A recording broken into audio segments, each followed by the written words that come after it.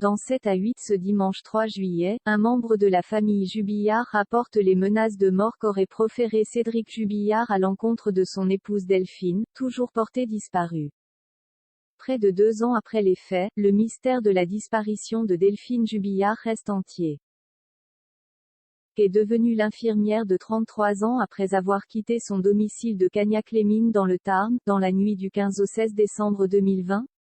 Si Cédric Jubillard, son mari et principal suspect du meurtre présumé reste incarcéré à la maison d'arrêt de Cesse, Haute-Garonne, les investigations se poursuivent.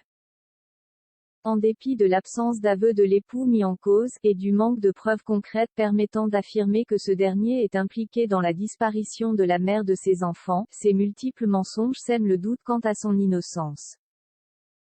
Ce 3 juillet, 7 à 8 est revenu sur les zones d'ombre qui parsèment le dossier. Outre le témoignage accablant de proches de la jeune femme, qui décrivent le père de famille comme un homme abusif, le reportage a évoqué les menaces de mort qu'aurait proféré Cédric Jubillard à l'encontre de son épouse, dont il était séparé. Depuis plusieurs mois, le couple se déchirait. Jaloux de la voir s'éloigner au bras d'un autre homme, le Biterrois aurait alors tenu des propos d'une grande violence à l'égard de celle qui désirait changer de vie. Il a dit textuellement, « J'en ai marre de celle-là, je crois que je vais la tuer, l'enterrer et personne ne la retrouvera », s'est souvenu un membre de la famille Jubillard présent lors de la scène. Le témoin a préféré s'exprimer de manière anonyme au cours de l'émission, Cédric Jubillard bientôt fixé sur sa remise en liberté. Si à l'époque, personne n'y croit, les mots de Cédric Jubillard sonnent aujourd'hui comme un présage glaçant.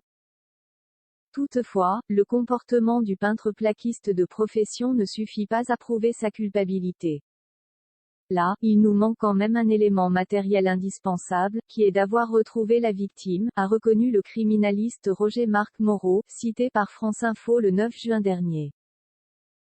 Toujours présumé innocent, le suspect, décrit comme « insupportable » par ses codétenus, a notamment rapporté Femme Actuelle, continue de clamer son innocence et demande à être remis en liberté.